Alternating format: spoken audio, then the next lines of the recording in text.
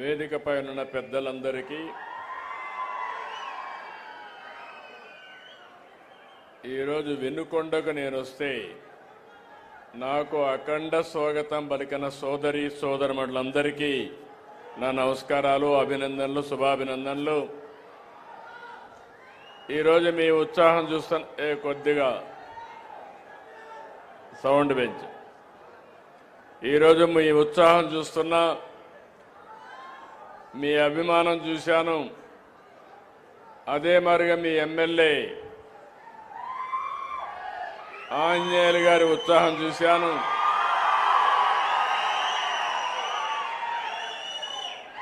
ఇవన్నీ చూసిన తర్వాత నాకు అనిపిస్తుంది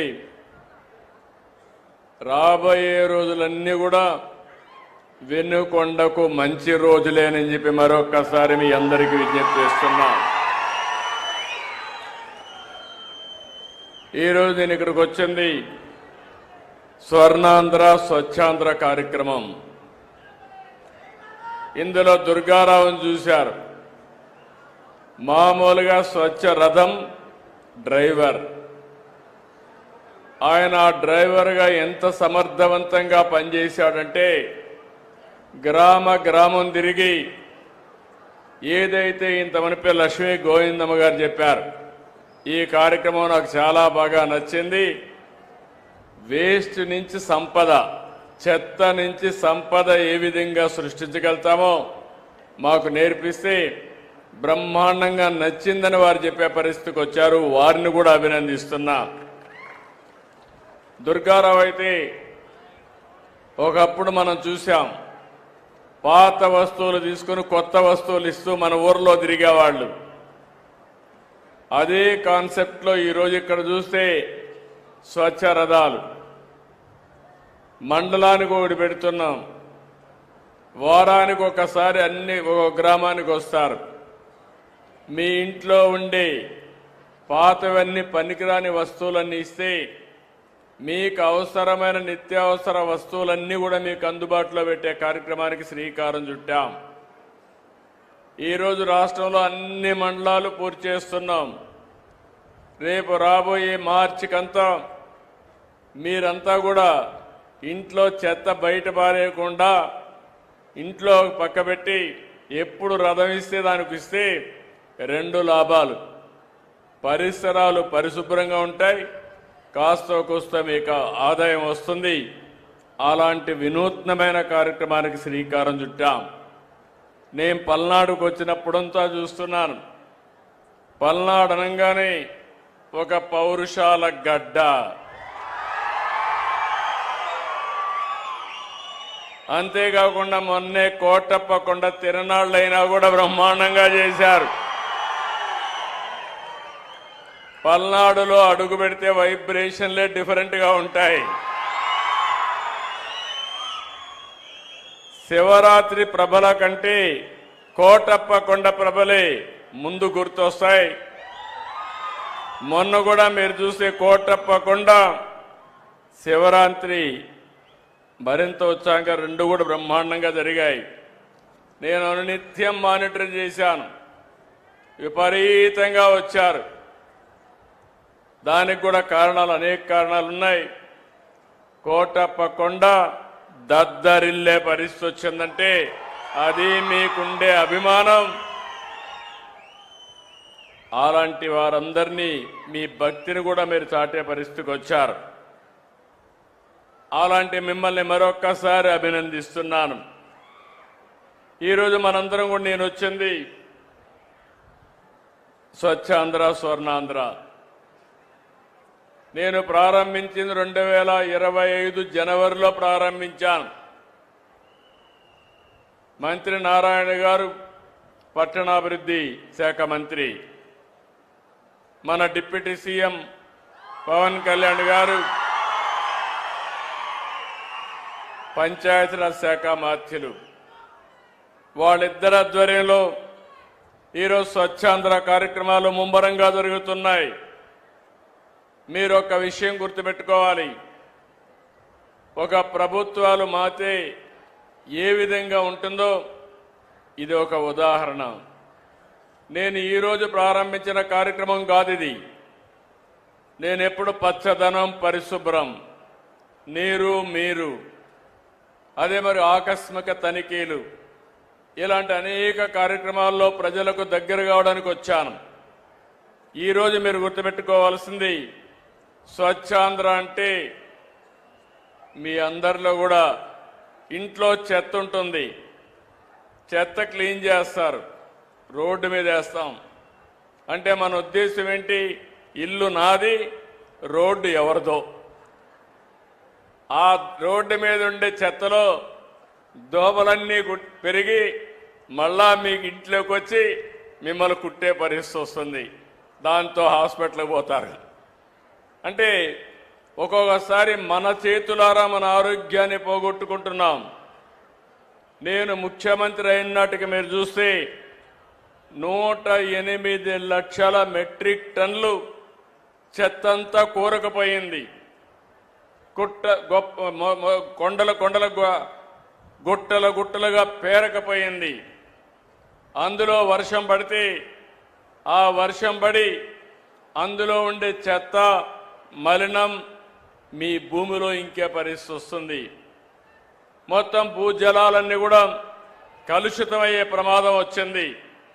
ఇలాంటివి చూసినప్పుడు నేను ఒకటే అనుకున్నాను, నేను ఎన్నో పనులు చేస్తాను కానీ నా ప్రజలకు స్వచ్ఛమైన నీళ్లు ఇవ్వాలి, స్వచ్ఛమైన గాలి ఇవ్వాలి, స్వచ్ఛమైన ఆలోచన ఇవ్వాలనే ఉద్దేశంతోనే నేను ఈ కార్యక్రమానికి శ్రీకారం చుట్టాను. ఇప్పటికి 14వ ప్రతి నెల 3వ శనివారం నేను ఎక్కడున్నా దానికి ప్రత్యేకంగా కార్యక్రమం పెట్టుకున్నాను. మీలో చైతన్యం తేవాలి, మీలో ఉత్తేజాన్ని నింపాలి, బాధ్యత గుర్తుపెట్టుకునే విధంగా మిమ్మల్ని ముందుకు నడిపించాలనే ఉద్దేశంతోనే ఈ కార్యక్రమానికి వచ్చాం.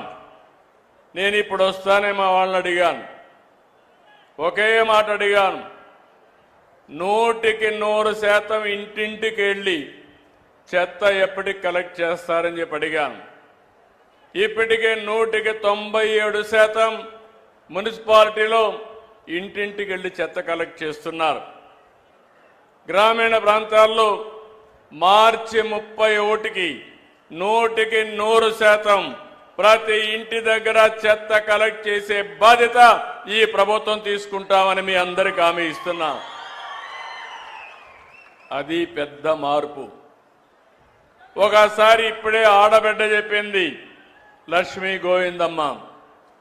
ఆ అమ్మాయి చెప్పినప్పుడు ఇంట్లో చెత్త వస్తుంది, ఆ చెత్తని కాంపోస్ట్గా తయారు చేసుకుని మీ ఇంటి పైన టెర్రస్ గార్డెన్ పెట్టుకుని మీకు కావలసిన కూరగాయలు కూడా మీరు పండించుకునే పరిస్థితికి వస్తున్నారు. అలాంటి కార్యక్రమంలో మీరు చూస్తే ఇప్పటి వరకు దగ్గర 4,14,004 కుటుంబాలు హోమ్ కాంపోస్ట్ తయారు చేస్తున్నాయి. 4,19,288 మంది టెర్రస్ గార్డెన్ కూడా పెట్టుకుని అక్కడే కూరగాయలు కూడా ఉత్పత్తి చేసే పరిస్థితికి వచ్చారు. ఇంకో పక్క ఈ స్వచ్ఛ రథాల ద్వారా మీరు ఏవైతే వేస్ట్ జనరేట్ చేస్తున్నారో, చెత్త జనరేట్ చేస్తున్నారో, అవన్నీ కూడా దగ్గర 9 రకాల వస్తువులను ఇప్పటికి ప్రొక్యూర్ చేస్తున్నారు. తొందరలోనే ఇంకా ఒక 30 రకాల చెత్తని కలెక్ట్ చేసే పరిస్థితికి వస్తారు. తద్వారా చాలా వరకు చెత్త అంతా కూడా మళ్ళా పరిశ్రమలకు వెళ్తుంది, సర్క్యులర్ ఎకానమీకి వెళ్తుంది. తద్వారా మళ్ళీ ప్లాస్టిక్ నుంచి ప్లాస్టిక్ తయారు చేయడం, లేకపోతే అనేక రకాలైనటువంటి వస్తువులు తయారు చేసే పరిస్థితికి వస్తామని చెప్పి కూడా నేను మీకు తెలియజేస్తున్నాను. ఈరోజు దీనికి కావలసిన కొన్ని వేల వెహికల్స్ని పెట్టాం, ట్రై సైకిల్స్ పెట్టాం, ఆటోలు పెట్టాం, కాంపోస్ట్ వ్యాన్లను కూడా పెద్ద పెద్ద వ్యాన్లు పెట్టి కంప్రెస్ చేసి ఎక్కడికక్కడ తీసుకుపోయే పరిస్థితికి వచ్చాం. నిన్న నేను విశాఖపట్నం వెళ్ళొచ్చాను. విశాఖపట్నంలో మీరు చూస్తే దగ్గర వేస్ట్ నుంచి కరెంటు తీస్తారు, చెత్త నుంచి కరెంటు తీస్తారు.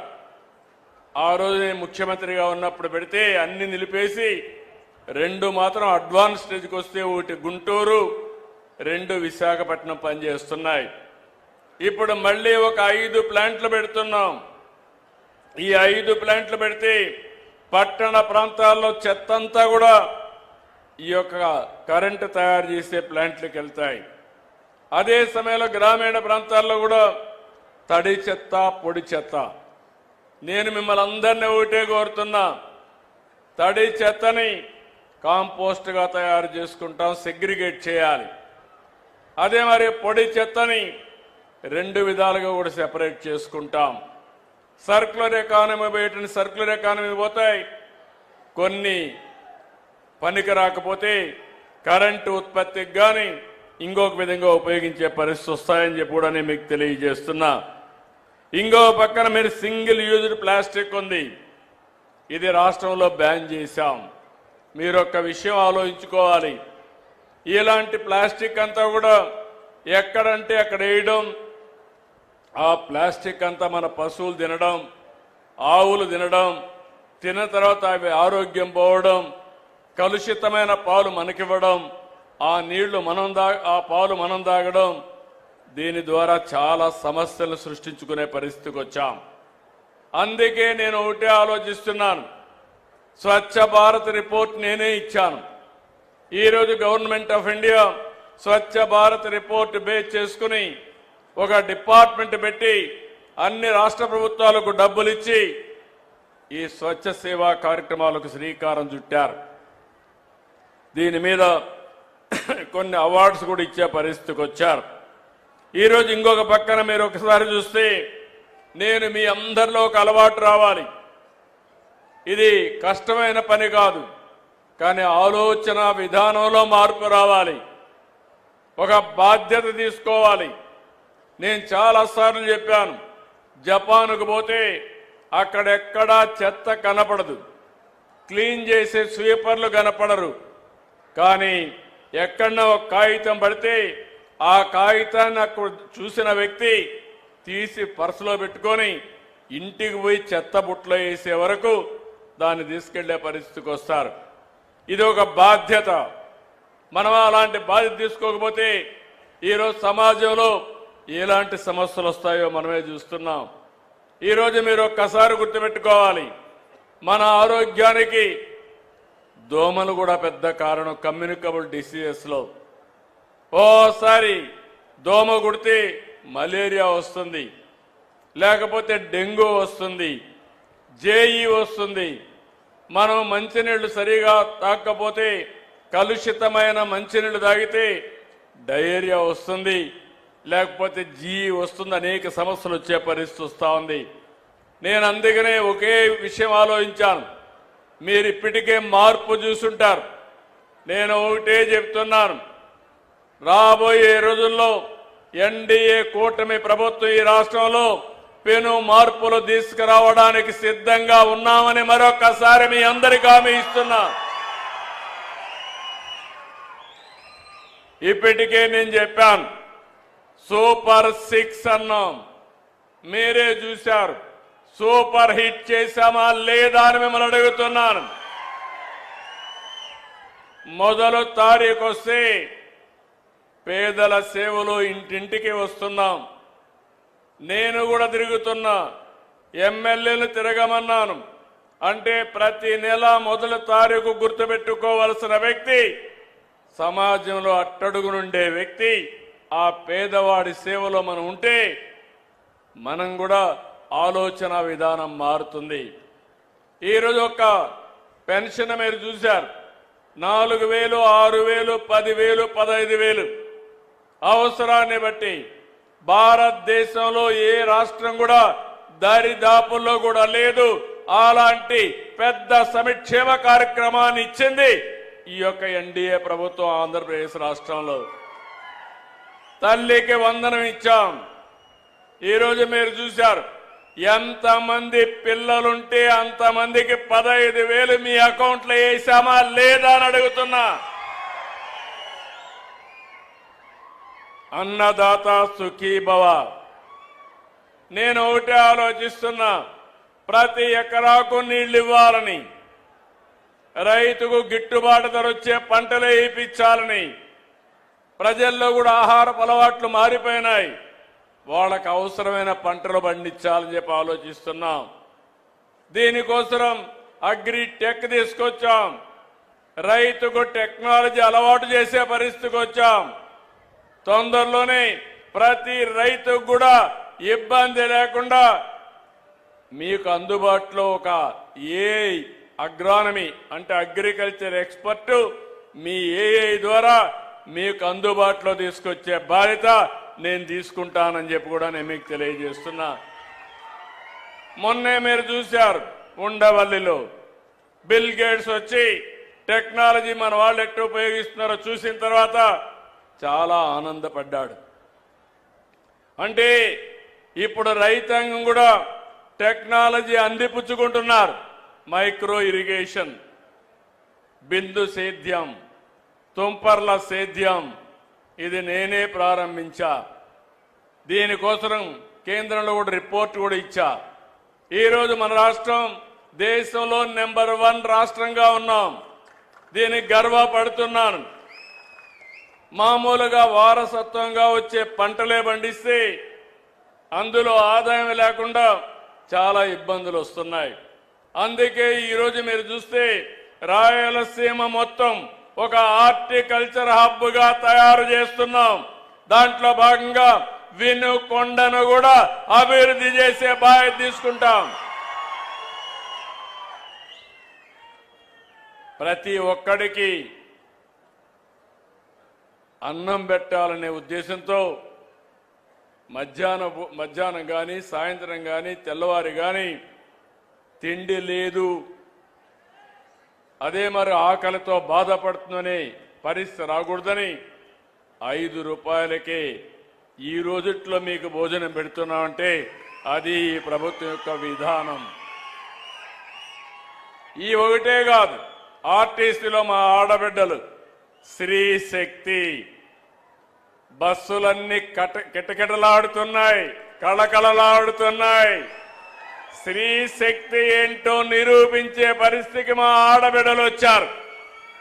దీనివల్ల ఆర్థిక పరిస్థితులు మారతాయి. మీకు కూడా బయట పోయే వెసులుబాటు నిండుగా వచ్చింది. దాన్ని చూసిన తర్వాత మీరు కూడా వ్యాపారవేత్తలుగా తయారు చేసే బాధ్యత నేను తీసుకుంటున్నాను. పోయిన మార్చిలో పెట్టాను 1,00,000 మంది ఎంఎస్ఎంఈ చిన్న చిన్న ఫ్యాక్టరీస్ పెట్టుకోమని చెప్పాం. ఈ సంవత్సరం ఒక 5 లక్షల మందిని మళ్లీ ప్రమోట్ చేస్తాం. నేను పెట్టిన వ్యవస్థ డాక్రా సంఘాలు మహిళలు ఎప్పుడు నాకు అండగా ఉన్నారు.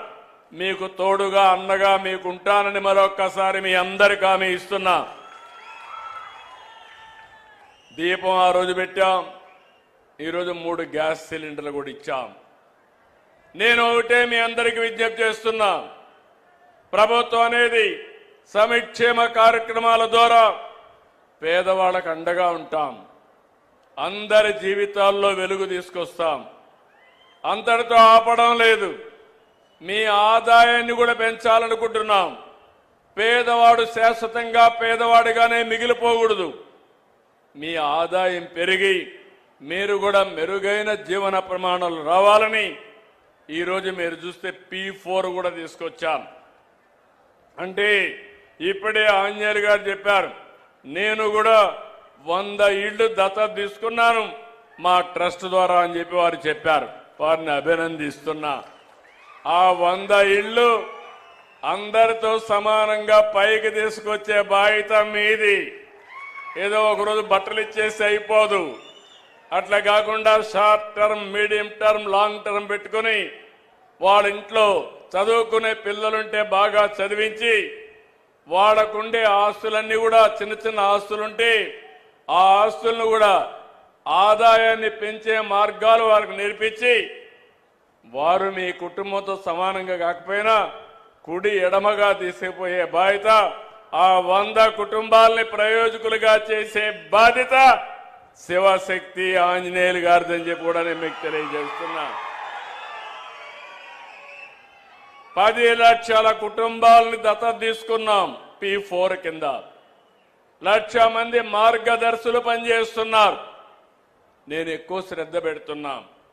అట్టడుగు నుండే 20% బంగారు కుటుంబాలు, పైనుండే 10% మార్గదర్శులు. వీళ్ళిద్దరూ కలిసి అనునిత్యం పనిచేస్తే బంగారు కుటుంబాలు మార్గదర్శులు అవుతారు. కొంతమంది పైనుండే వాళ్ళ కిందికి వస్తారు.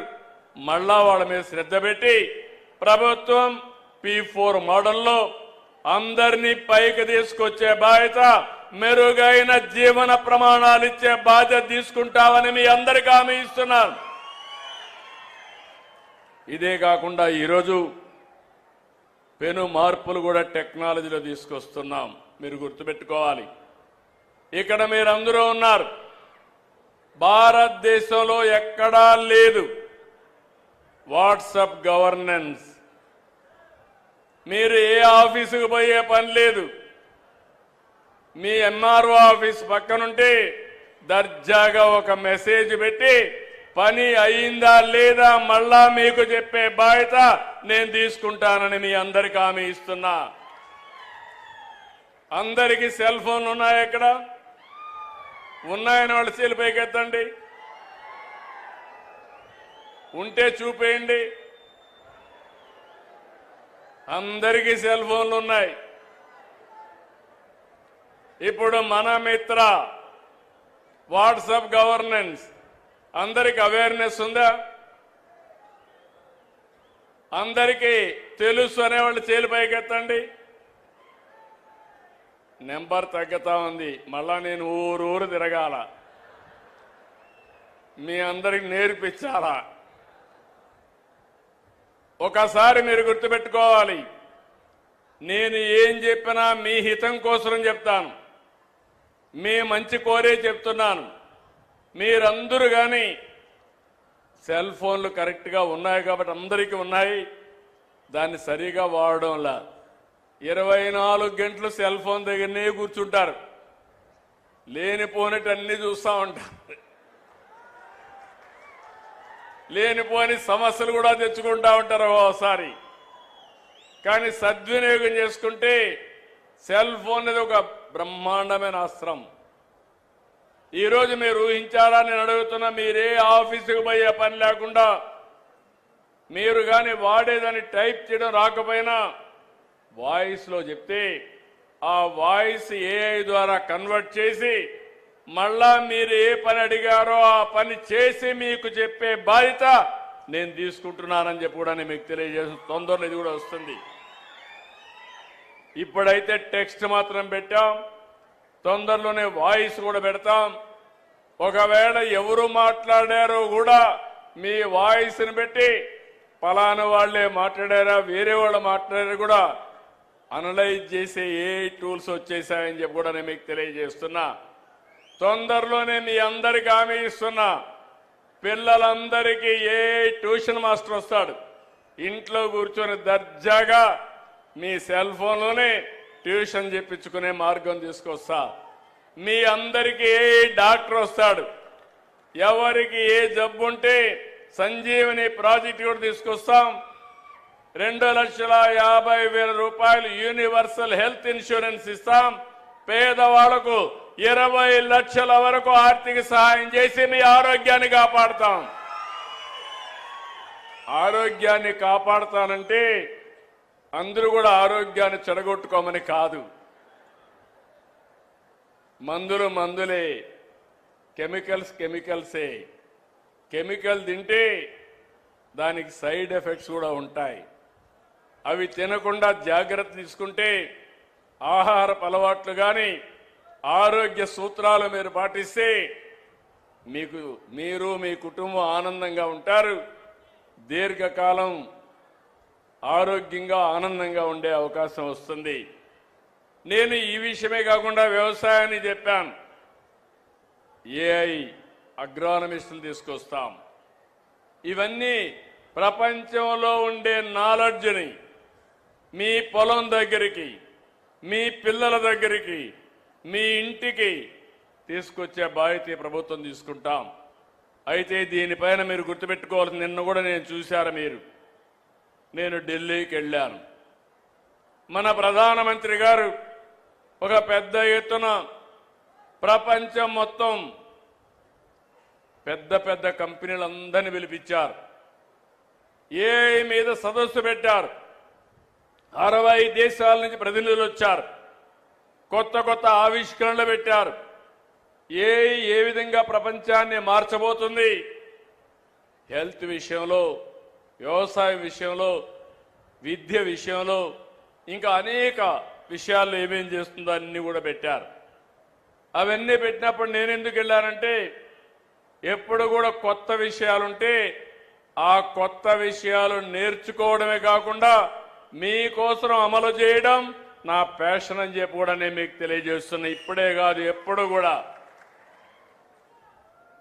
1995లో ఐటీకి ప్రాధాన్యత ఇచ్చాను. హైటెక్ సిటీతో ప్రారంభించాను. ఈరోజు మీరు చూస్తే భారతదేశంలో 20 సంవత్సరాల్లో ఎక్కువ తలసరి ఆదాయం వచ్చే ప్రాంతం హైదరాబాద్ నగరం, ఎక్కువ ఆదాయం వచ్చే రాష్ట్రం తెలంగాణ రాష్ట్రం అని చెప్పి కూడా నేను మీకు తెలియజేస్తున్నా. అందుకే ఇప్పుడు నేను కొత్తగా ఆలోచించేది, మళ్ళీ ఆదాయానికి చిరునామాగా ఆంధ్రప్రదేశ్ ఉండాలని విశాఖపట్నంలో $15 బిలియన్ డేటా సెంటర్ వస్తా ఉంది. గూగుల్ పెడుతున్నారు, ఏ వస్తుంది. అమరావతి మీకు ఒక గట్టిగా అరిస్తే అమరావతిలో వినపడుస్తుంది, అక్కడ అరిస్తే కేకేస్తే మీకు వినపడుస్తుంది. ఔటర్ రింగ్ రోడ్డు వస్తే ఇంకా దగ్గరైపోతుంది మీకు. అలాంటి అమరావతిలో క్వాంటమ్ కంప్యూటర్ పెడుతున్నాం. భారతదేశంలో మొదటిసారి ప్రపంచంలో 6-7 దేశాల్లో సమానంగా అమరావతిని పోతుందంటే అది ఈ ప్రభుత్వం ఆలోచించే విధానం అని చెప్పి కూడా నేను మీకు తెలియజేస్తున్నా. నేను మిమ్మల్ని అందరినీ ఒకటే కోరుతున్నాను, ఈ దీనివల్ల భారతదేశం బాగుపడుతుంది. ఎవరు మంచి చేశారు, ఎవరు మంచి చేస్తున్నారని కూడా మీ విషయాలు మీకు అర్థం కావాలి. ఈరోజు చూస్తే నిన్న నాకు బాధ కూడా కలిగింది. ఢిల్లీకి పోతే అక్కడ కాంగ్రెస్ పార్టీ ఇంత మంచి కార్యక్రమం, ప్రపంచంలో అన్ని దేశాలు వచ్చాయి. అన్ని దేశాలు వచ్చి వాళ్ళు చేసిన ఆవిష్కరణల్ని మనకు చూపించడం, మనం చేసే మంచి పనులు వాళ్ళు నేర్చుకోవడం, మనం చేసిన పనులన్నీ అభినందించే పరిస్థితికి వచ్చారు. ఐటీలో మనం ముందున్నాం, ఏఐలో ముందుంటున్నాం. ప్రపంచానికి నాలెడ్జ్ ఎకానమీలో నాయకత్వం ఇచ్చే ఏకైక దేశం భారతదేశం అని చెప్పి మరొకసారి విజ్ఞప్తి చేస్తున్నాను. అలాంటి మంచి కార్యక్రమానికి శ్రీకారం చుడితే కాంగ్రెస్ వాళ్ళైతే బట్టలిప్పేసి తిరుగుతారు. అక్కడ ఏమనాలి నాకైతే అర్థం కాలేదు. చాలా బాధ కలిగింది, ఆవేదన కలిగింది. ప్రపంచంలో 60-70 దేశాలు టెక్నాలజీలో ముందుకు పోతా ఉంటే అలాంటి దాన్ని స్వాగతించాల్సిన వ్యక్తులు, మన యువత ప్రయోజనాలు కాపాడవలసినటువంటి పార్టీలు బాధ్యత లేకుండా అర్ధనగ్నంగా వచ్చి ప్రదర్శన చేశారంటే దీన్ని చాలా తీవ్రంగా ఖండిస్తున్నా, గర్హిస్తున్నా. మంచిది కాదు, ఇది దేశానికి నష్టం అని చెప్పి కూడా మీకు తెలియజేస్తున్నా. మీలో కూడా ఒక ఆలోచన రావాలి. మీరు ఆ రోజు నేను చూశాను, నేను పవన్ కళ్యాణ్ గారు అదే మరిగా బీజేపీ కలిసాం. ఆ రోజు మీ అందరికీ ఒక మాట చెప్పాను, మేము ముగ్గురం కలిసింది మా కోసరం కాదు, ఈ రాష్ట్రాన్ని పునర్నిర్మాణం చేయాలి, పూర్వ వైభవం తేవాలి, సంక్షేమం, అభివృద్ధి, సుపరిపాలనకు నాంది పలుకుతా ఉంటే నేను ఎన్నో ఎన్నికల్లో పోటీ చేశాం.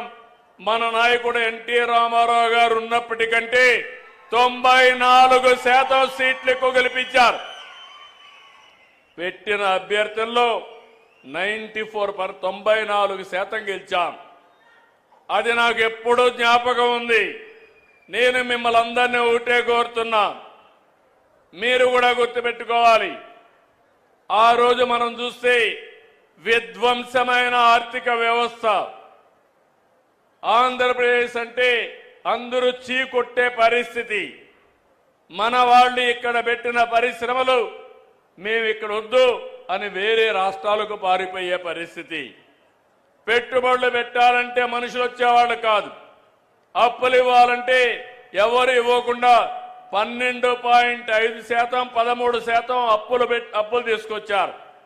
ఆస్తులు తాకట్టు పెట్టి అప్పులు తీసుకొచ్చారు.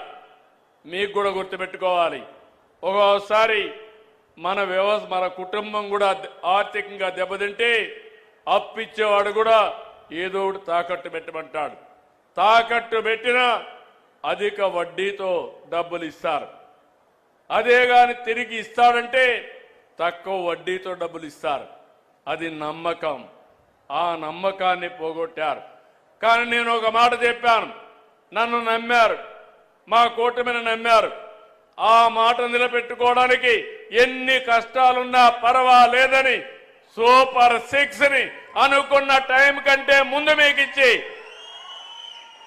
మీలో ఒక నమ్మకాన్ని కల్పించాం.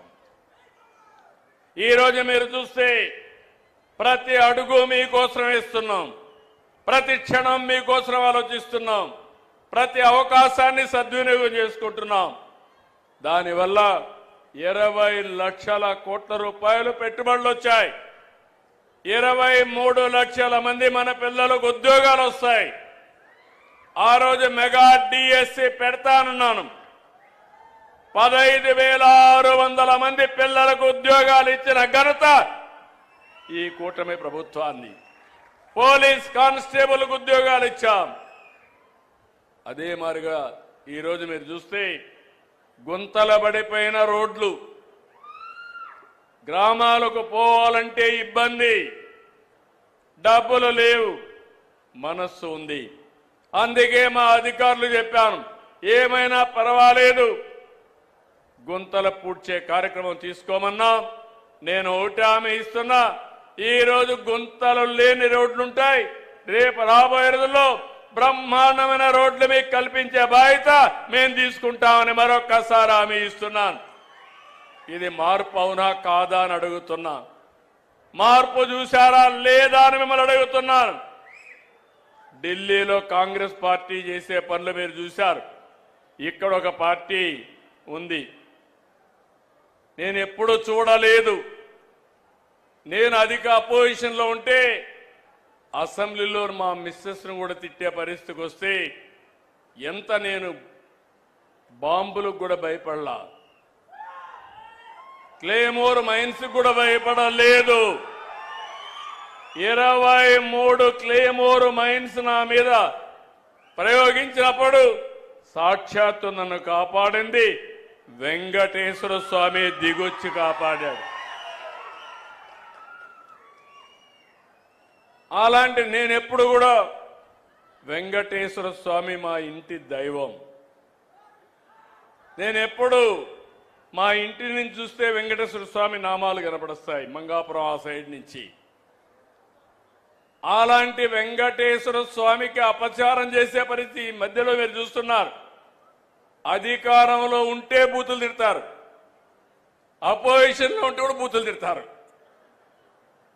ఇది ఎక్కడ న్యాయమో ఏమయ్యా? మీకు ఇది కరెక్టేనా? మీకైతే కోపం రాదా? మీ తల్లిని తిడితే మీకు కోపం రాదా? మీ ఇంట్లో వాళ్ళని తిడితే మీకు కోపం రాదా? మనం తిట్టించుకోవడానికి రాజకీయం చేస్తున్నామా? బాధ, ఆవేదన, లెక్కలేనితనం, ఆంబూతులు మారిగా తయారైపోయారు. ఒకసారి రెచ్చగొట్టే ప్రయత్నాలు చేస్తున్నారు. రాష్ట్రాన్ని సర్వనాశనం చేశారు, గంజాయిమయం చేశారు.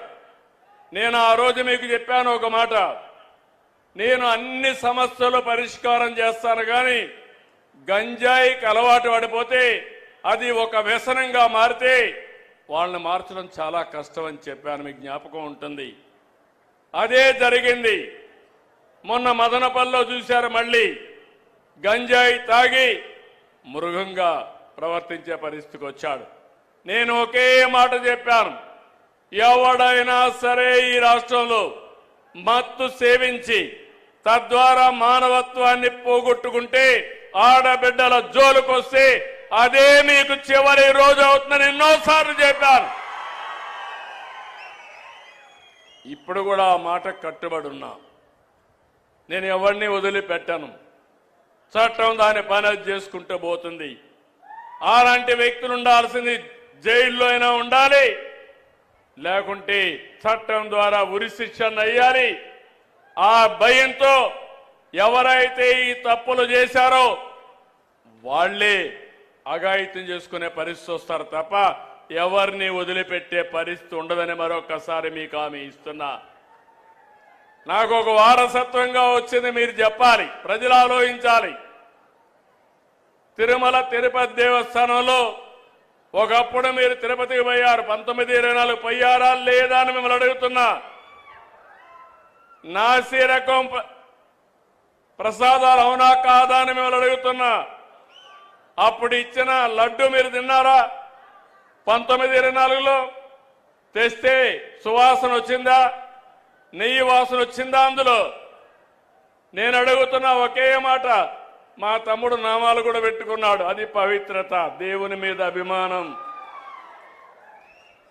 చాలా మంది ఉన్నాం, ఒక నమ్మకం. ఆ నమ్మకాన్ని, ఆ పవిత్రతను దెబ్బతీసే అధికారం ఎవరికీ లేదు. ఒక మసీదు కావచ్చు, ఒక చర్చ్ కావచ్చు, ఒక దేవాలయం కావచ్చు, ఆ పవిత్రత కాపాడే బాధ్యత తీసుకోవాలి. అలాంటిది అపవిత్రం చేస్తే నేను ముఖ్యమంత్రి అయిన తర్వాత నేను ఇచ్చిన హామీ ప్రకారం రెండో సంతకం ఆఫీసర్ వేసింది తిరుమల తిరుపతి దేవస్థానం ఈవోగా వేసి శ్యామలరావుని ప్రక్షాళన కార్యక్రమానికి ప్రారంభించా. వస్తే నెయ్యి చూస్తే బాగా లేకపోతే తిరిగి పంపించి దాంట్లో నుంచి శాంపుల్ తీసుకొని ఎన్డీడీబీ పంపించారు. ఎన్డీడీబీ పంపిస్తే అందులో నుంచి ఎనిమల్ ఫ్యాట్ ఉందని ఆ రోజు చెప్పారు. అది చెప్పిన తర్వాత నేను ఆలోచించి ఇది నేను చెప్పకపోతే నా మీద అప్రతిష్ట వస్తుంది, అపవాదు వస్తుందనే ఉద్దేశంతో నేను చెప్పాను. తర్వాత లేనిపోని సమస్యలన్నీ క్రియేట్ చేసి సుప్రీంకోర్టు వరకు పోయే పరిస్థితికి వచ్చారు. సిట్ వేశారు. ఆ సిట్లో వచ్చినటన్నీ మీరు చదివి ఉంటారు. చాలా స్పష్టంగా చెప్పారు, అసలు ఇది నెయ్యే కాదు, కెమికల్స్తో తయారు చేసిన నెయ్యి అని చెప్పారు. రాష్ట్ర ప్రభుత్వాన్ని కూడా యాక్షన్ తీసుకోమని అధికార యంత్రాంగం పైన ఒక రిపోర్టు పంపించారు. ఇవన్నీ వస్తే తప్పుని తప్పించుకోవడానికి, వాళ్ళు చేసిన తప్పును వేరే వాళ్ళపైన వేయడానికి ప్రయత్నం చేసే నీచులున్నారంటే ఏమనాలి నాకైతే అర్థం కావడంలా. మీరందరూ ఒకసారి గుర్తుపెట్టుకోండి, ఆ రోజు నా మీద నేనే ముఖ్యమంత్రి, తెల్లవారు నిద్రలేశాను. వివేకానంద రెడ్డి మర్డర్ నిద్రలే చూస్తే టీవీ సాక్షిలో వేశారు. ఏమని? గుండెపోటుతో వివేకానంద రెడ్డి చనిపోయాడని. నేను కూడా నమ్మాను, పాపం అనిపించింది. సాయంత్రం అయింది, పోస్ట్ మార్టం చేశాం. అది కూడా ఆయన కూతురు అడిగింది. అడిగితే పోస్ట్ మార్టం చేస్తే ఇది గుండెపోటు కాదు, గొడ్డలి పోటని తేల్చారు. సాయంత్రానికి నాటకాల రాయుడు మాట మార్చేశాడు. తండ్రి లేని బిడ్డను ఉన్న పెద్ద దిక్కుపోయాడని. అది అయ్యింది. తెల్లవారి నిద్ర లేస్తానే సాక్షి పేపర్ ఒకసారి మీరు గుర్తుపెట్టుకోవాలి. నారాసుర రక్త చరిత్ర నా చేతిలో కత్తి పెట్టి నా జీవితంలో ఊహించని సంఘటనది. నేను రాజకీయం చేస్తాను కానీ రౌడీల గుండెల్లో రైళ్లు పరిగెత్తిస్తాను కానీ సంఘ విద్రోహ శక్తులను అణిచివేస్తాను కానీ ప్రాణానికి కూడా లెక్క పెట్టుకోను కానీ నేను నేరాలు చెయ్యబోనని మీ అందరికీ హామీ ఇస్తున్నా.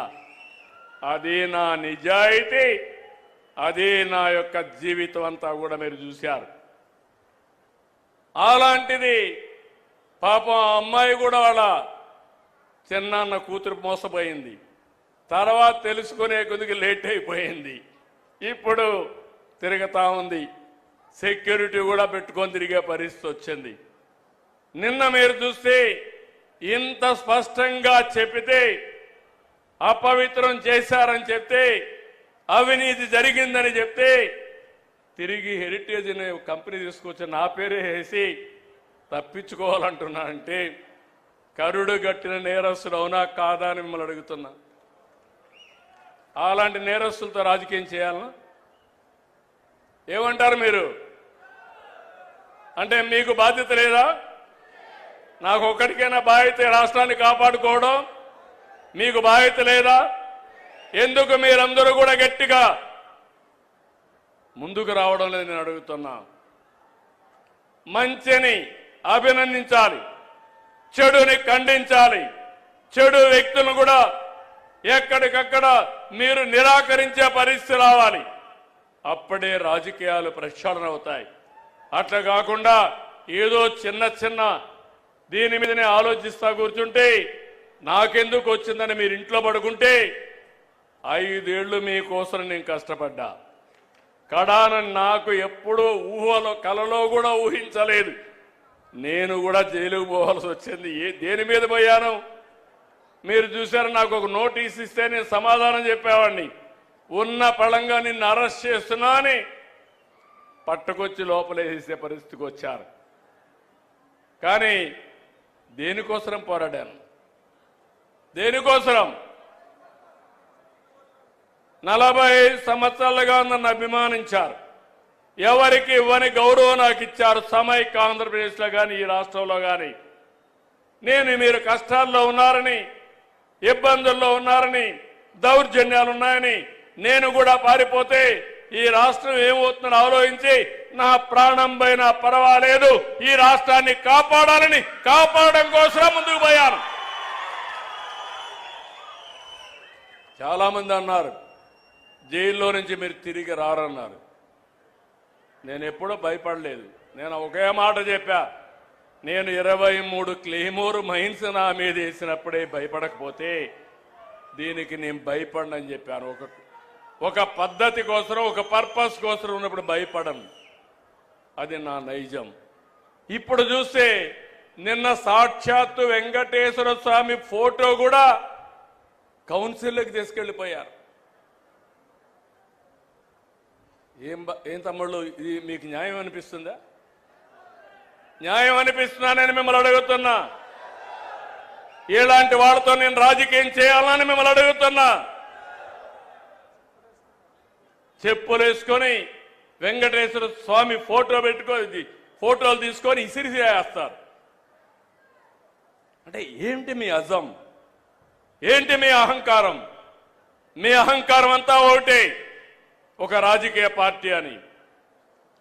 శివుడి తల మీద పాముంటే మనం ఏం చేయలేము ఒకసారి. అదే అనుకుంటున్నారు. నేను తప్పకుండా శివుడు తలపైన పాముంటే నమస్కారం పెట్టి శివుడికి దాన్ని బయట తీసుకొచ్చి పాముని ఏం చేయాలో అది చేస్తామని చెప్పి కూడా నేను మీకు తెలియజేస్తున్నా. ఎవరి కోసం ఇది? మీకోసం అవునా కాదా? పల్నాడులో ఏం జరిగింది? రాజకీయాలు ఏంటి? ముఠా కక్షలు. రాయలసీమ మొత్తం ముఠాల్ని పూర్తిగా అణిచివేసి ఈరోజు రాయలసీమ కరువు సీమ కాదు, రతనాల సీమని హార్టికల్చర్ హబ్గా తయారు చేస్తున్నారు. నీళ్ళిచ్చా హార్టికల్చర్ హబ్ చేస్తున్నా, రైతాంగాన్ని బాగు చేసే బాధ్యత తీసుకున్నా. ఇక్కడ కూడా మిమ్మల్ని అందుకే అడుగుతున్నా. నేను చాలా పెను మార్పులు తీసుకురావాలనుకుంటున్నాను. ప్రతి ఎకరాకు నీళ్లు ఇవ్వాలనుకుంటున్నాను. కరెంటు ఛార్జీలు పెంచకుండా ఉండాలనుకుంటున్నాను. మన పిల్లలకందరికీ ఉద్యోగాలు ఇవ్వాలనుకుంటున్నాను. ప్రతి ఒక్కరికి ఐటీ నేర్పించాలనుకుంటున్నాను. ప్రతి ఒక్కరు కూడా కష్టపడి పనిచేయడమే కాకుండా స్మార్ట్గా పనిచేసే విధానానికి శ్రీకారం చుడతాను. మీ జీవన ప్రమాణాలు పెంచుతాను. ఇలాంటి కార్యక్రమాలు నేననుకుంటే 24 గంటలు నిద్రలేస్తే ఇదే ప్రయోగాలు, చెత్త ప్రయోగాలు, పాతకాలపు రాజకీయాలు. మొన్న బయట వస్తే మీరే చూశారు, బయట వస్తే బలవంతంగా మనుషులు తీసుకొస్తారు, వాళ్ళ కారుల కిందనే మనుషులు చంపేస్తారు, చంపేసి మళ్ళీ గవర్నమెంటే చంపిందని మన మీద నెప్పవేస్తారు. పరామర్శలో పోతారు, పోతూ పోతూ మనుషులు చంపేస్తారు, వీళ్ళు మాత్రం పరామర్శించరు. బతుకుండే వాళ్ళని పరామర్శిస్తారు, బూతులు తిట్టిన వాళ్ళని పరామర్శిస్తారు. నీకోసరం వచ్చి చనిపోతే పరామర్శించిన పార్టీలు ఇవన్నీ. అందుకే నేను అడుగుతున్నా, నేను చెప్పకూడదు అనుకున్నాను. వెంకటేశ్వర స్వామి విషయం బయట మాట్లాడడం మంచిది కాదని కొద్దిగా ఓపిక పట్టాను. కానీ 2 రోజులు ఓపిక పడితే తిరిగి ఆ నెపాన్ని నా మీద వేసి దొంగ అని తప్పించుకునే పరిస్థితికి వస్తే దొంగను పట్టి నడి రోడ్లో నిలబెట్టవలసిన బాధ్యత, పోలీసింగ్ చేయాల్సిన బాధ్యత నా పైన ఉంది. అవునా కాదా? నేను చెప్పింది వాస్తవం. చేలు పైకెత్తండి. మీరు నాతో నడుస్తారా అని మిమ్మల్ని అడుగుతున్నా. Thank you. అది మీరు చేయండి. మనం మంచిగా చేద్దాం. నేను ఇక్కడికి వచ్చినప్పుడు మీ ఎమ్మెల్యే గారు, చీఫ్ విప్ గారు కొన్ని విషయాలు ఇక్కడ నాకు చెప్పారు. ఒకటి, మీరు చూస్తే ఇక్కడ 100 పడకల ఆసుపత్రిని వినుకొండ సిహెచ్ని 100 పడకల ఆసుపత్రిగా చేయమన్నారు. తప్పకుండా ఈ హాస్పిటల్ని 100 పడకల ఆసుపత్రిగా చేస్తున్నామని చెప్పి కూడా నేను మీకు తెలియజేస్తున్నా. అదే మరి ట్రామా కేర్ సెంటర్ కావాలన్నారు. డయాలసిస్ ట్రామా కేర్ సెంటర్ కూడా పెడతామని చెప్పి నేను మీకు తెలియజేస్తున్నా. మూడోది, ఇప్పుడు మనం ఉండే ప్రదేశం పక్కనే నేషనల్ హైవే, నాగార్జునసాగర్ కెనాల్ కూడా పోతా ఉంది. చాలా బ్యూటిఫుల్ ల్యాండ్. ఇది నేనే ఇచ్చా. ఒకప్పుడు ఇరిగేషన్లో ఉండే ల్యాండ్ ఇచ్చాం. ఇప్పుడు ఇది ఒక లంగ్ స్పేస్గా ఉంది. వినుకొండకు శోభ తెచ్చే విధంగా దీంట్లో ఏమేం పెట్టాలో నేను ఇప్పుడే నారాయణ గారు చెప్పా. 100 కోట్ల 50 కోట్ల ఏం కావాలని అన్ని కూడా ఆలోచించి ఈ వినుకొండలో ప్రతి ఒక్కరికి ఉపయోగపడే విధంగా one of the best development ఇక్కడ చేస్తామని మీ అందరికీ హామీ ఇస్తున్నా. మూడోది, ఇప్పుడే చెప్పాను, వినుకొండ ఒక హార్టికల్చర్ హబ్గా చేస్తాం. నీళ్లు ఇవ్వడమే కాకుండా పండ్ల తోటలన్నీ పెంచి బ్రహ్మాండంగా ముందుకు తీసుకుపోతామని కూడా మీ అందరికీ హామీ ఇస్తున్నా. ఇది కాకుండా వినుకొండలో ఒక వెటనరీ కాలేజ్ కానీ అగ్రికల్చర్ కాలేజ్ కానీ 2 కలిపి కానీ ఓసారి గవర్నమెంట్లో ఇవ్వగలుగుతామా, కాలేజ్ ఏ విధంగా ఇవ్వాలనో పీపీపీ మోడల్లోగా నేను ఆలోచిస్తా. తప్పకుండా వినుకొండలో ఒక veterinary college are agriculture college 2 కలిపి ఇవ్వడానికి ప్రయత్నం చేస్తామని చెప్పి కూడా నేను మీకు తెలియజేస్తున్నా. ఇంకో పక్క బస్ స్టాండ్ కూడా మోడర్నైజ్ చేయమని కోరారు. తప్పకుండా బస్ స్టాండ్ కూడా మోడర్నైజ్ చేపిస్తామని మీ అందరికీ హామీ ఇస్తున్నా. ఫైనల్గా నేను మిమ్మల్ని అందరినీ ఒకటే కోరుతున్నా, స్వచ్ఛ ఆంధ్రప్రదేశ్, స్వర్ణ ఆంధ్రప్రదేశ్ ఎన్నో ఏళ్లు లేదు. 2047. ఈరోజు మనం 2026కు వచ్చాం. ఎగ్జాక్ట్గా 22 సంవత్సరాల్లో 21 సంవత్సరంలో మీరు ఆంధ్రప్రదేశ్ని ఒక స్వర్ణాంధ్రప్రదేశ్గా చూడబోతున్నారు. మీ ఆదాయం పెరుగుతుంది, మెరుగైన జీవన ప్రమాణాలు వస్తాయి. ఇక్కడ ఇండస్ట్రీస్ అనుకున్న ఇండస్ట్రీస్ అన్నీ వస్తాయి. ఇంకో పక్క టూరిజం కూడా పెద్ద ఎత్తున అభివృద్ధి చేస్తాం. నాకు ఎప్పటికప్పుడు కొన్ని ఆలోచనలు మీరు చూస్తే భావి తరాల భవిష్యత్తు కోసం ఏం చేయాలనో 20 ఏళ్ల ముందు ఏం జరుగుతుందో ఇప్పుడు ఆలోచించి దానికి నాంది పలకడం నా మనస్తత్వం. నేనేదో టెంపరీగా రేపేం జరుగుతుంది లేకుంటే రేపు ఎలక్షన్ ఒకటే చూసుకోవాలని కాకుండా శాశ్వతంగా మీ జీవితాల్లో వెలుగు రావాలని నేను కార్యక్రమాలు చేపడతా. కాబట్టి నేను మిమ్మల్ని అందరినీ ఒకటే కోరుతున్నా, నేను చెప్పింది మీరు అర్థం చేసుకోండి, కొంచెం ఫాలో కూడా కండి, అనుసరించండి. తప్పకుండా దానివల్ల మీకు లాభం వస్తుంది.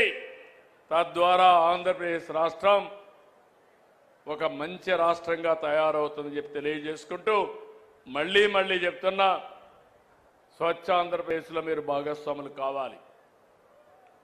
వినుకొండ నియోజకవర్గం నెట్ జీరోలో వెళ్ళాలి. కాలుష్యం లేని ప్రాంతంగా ఉండాలి. పీల్చే గాలి స్వచ్ఛంగా ఉండాలి. తాగే నీళ్లు స్వచ్ఛంగా ఉండాలి. అవినీతి లేకుండా స్వచ్ఛమైన ఆలోచనలు చేయాలి. రౌడీజం లేని సమాజం కావాలి. మత్తు పదార్థాలు కానీ, డ్రగ్ కానీ, లేకపోతే గంజాయి లేని ప్రదేశంగా తయారు కావాలి. అప్పుడే మన పిల్లల భవిష్యత్తు బాగుంటుంది. నేను అందుకనే ఇవన్నీ మీకు ఎందుకు చెప్తున్నానంటే, నేను గట్టిగా చెప్పకపోతే మీరు తాత్కాలికంగా నేను ఇచ్చే సంక్షేమ కార్యక్రమాల వరకే ఉంటే దీర్ఘకాలికంగా దెబ్బతింటాం. అందుకే ఈ విషయాల్లో మీరు పూర్తిగా సహకరించమని మరొకసారి కోరుకుంటూ, ప్రతి ఒక్క ఇంట్లో చర్చ జరగాలి.